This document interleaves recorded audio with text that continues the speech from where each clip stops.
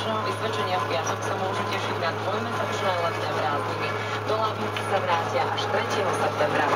Na letisku v Brne pristál večer vojenský špeciál s českými turistami, ktorí v sobotu nad ránom utrpeli zranenie pri tragickej nehode autobusu v Chorvátsku.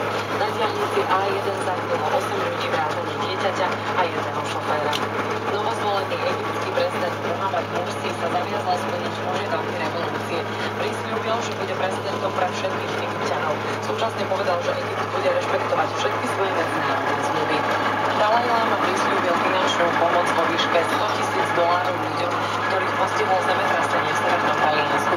Duchovný vodca Tibetu navštívil oblasť Emilia Romagna a mesto Mirandola krátko po začatí